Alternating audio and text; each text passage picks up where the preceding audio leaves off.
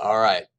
This lesson, we're going to start looking at the American Revolution, a time period that will change world history forever, and really an amazing beginning to our country and very unlikely beginning to the United States of America.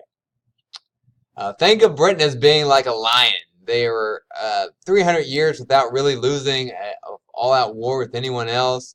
Huge military, huge navy, endless resources, just ferocious. An empire that spanned throughout all the world, amazing. And then think of America, these American colonists, these former British colonists, almost being like a kitten. They're just starting out.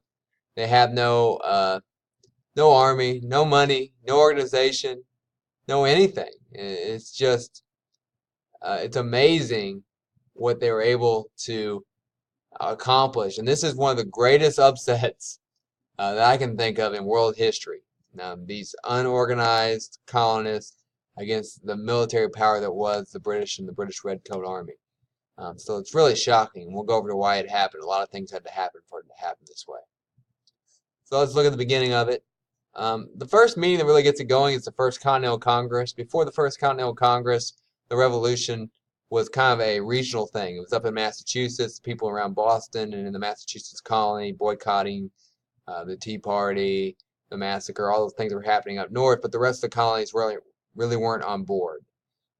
But although they mainly made a lot of small talk at the First Continental Congress, they did decide that the different colonies were going to start working together.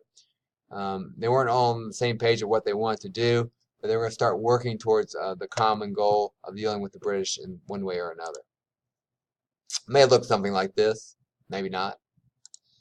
Here is the Independence Hall where the meeting took place in Philadelphia. Philadelphia was kind of a midpoint of the major population centers of the colonies. You had the rural southern colonies, but most of the cities and towns were from Virginia up to Massachusetts, so it kind of was in a midpoint. Of course, up here in Massachusetts, they're already rebelling, but the rest of the colonies are not there yet, and it's going to take a little bit more time to convince people in the other colonies to take the leap and take the risk that it will take to take on the British. And I don't think we can really blame them for that. It seems like an impossible task, even looking back at it today. Results of the First Continental Congress, they decided they were going to continue to boycott goods, and they're going to start preparing for war. And boy, do they have a lot of work to do. They have to find soldiers, they have to find generals, they have to find supplies, they have to get organized, they have to get the soldiers trained to take on an army that had been fighting all over the world for, almost 1,000 years. And so to meet an army with that much experience and organization and endless resources, it seems impossible. But the Patriots will be up for the challenge, and we'll talk more about that in the upcoming lessons. Thanks for your attention.